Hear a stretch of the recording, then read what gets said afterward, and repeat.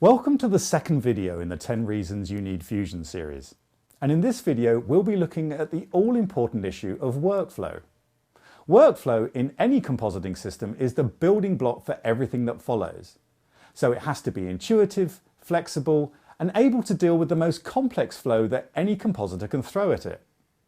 Fusion has an exceptionally intuitive user interface and workflow, which has been designed to make it as easy as possible to get to where you need to go with the minimum amount of effort.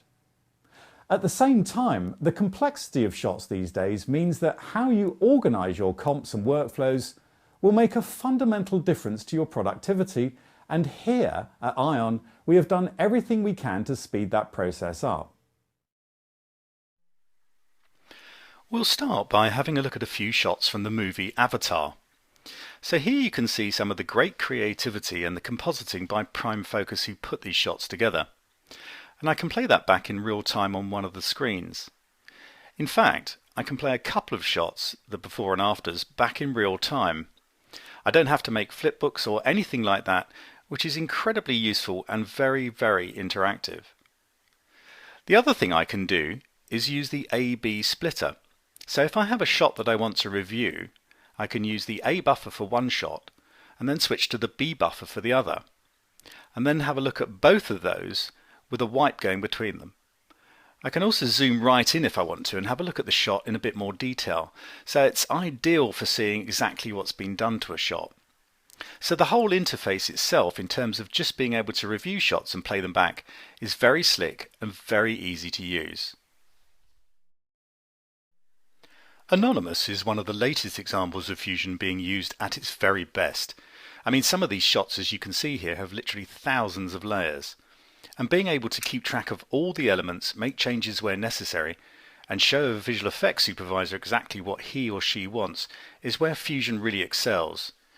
Of course, integration with CG is crucial in VFX work these days, and Fusion has massive capability in this area, and it can save you a whole ton of rendering time from your 3D department.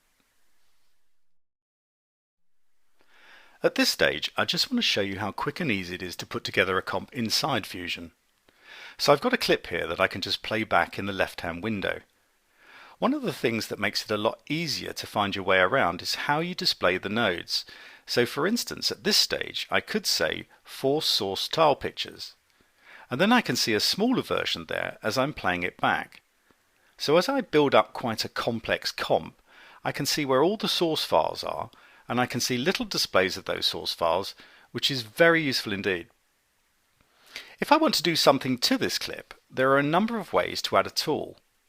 One way is to go to my toolbar up here and add a color corrector, which I can load into my second window and play that output back at the same time. Then we'll just take the saturation down and maybe adjust the gamma a little to make a black and white version. What's good is that I can see them side by side, with the nodes automatically connecting. I can do this manually, of course, but this way is a lot faster. Another way of adding a tool is to go to the Tool drop-down menu and load, in this case, a soft glow. We'll have a look at that in the right-hand window, and once again I can adjust the parameters. In this case, the threshold, the gain, and the glow size. However, if I decide I want to get back to where I was or return to the default mode, these little dots here allow you to reset that particular parameter. So this means that there is no chance of getting lost, as it were. You can make quick adjustments, happy in the knowledge that you can quickly reset any of the parameters. Of course, you can use the undo mode as well to go back one step at a time. A third way to add a tool is to bring up my clip bins. Now these are great since they give you little icons to show you what the tool looks like. So if I go to the warp folder, I can load, say, a drip tool, get rid of the bins once again, and have a look at the output of that in the right-hand window. So we'll just change the amplitude, play it back and see what that looks like. Gradually, I'm building up my comp here, nice and straightforward. I can see exactly what's happening. Of course, as it gets more and more complex, you're going to get lines crossing over each other and a lot of nodes everywhere. Well, we thought about that as well by giving you the opportunity to introduce something called elbow joins. This way you can keep everything nice and neat. You can line up everything up to a grid if you want. Consequently, if you have to hand a job over to someone, or if you're collaborating on a shot, it makes it nice and simple for the other person to understand exactly what you've done.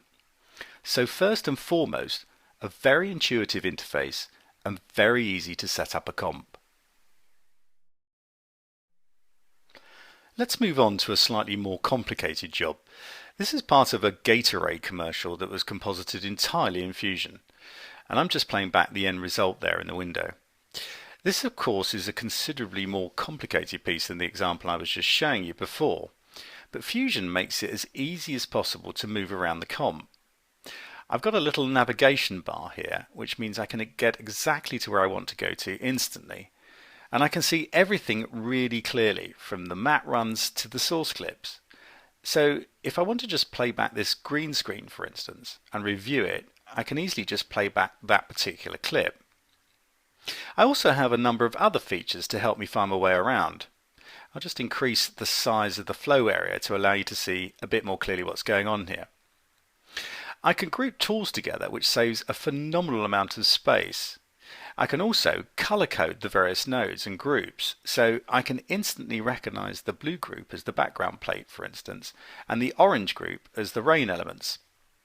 Also, with something this complicated, if you come back to the job on a day-to-day basis, you don't want to have to keep re-rendering sections. So you can insert cache nodes and pre-render what you are happy with and what has already been signed off. I can also insert sticky notes on the comp, so again, if I'm collaborating on a job, I can leave instructions to the next person on what's been done and what needs to be done next.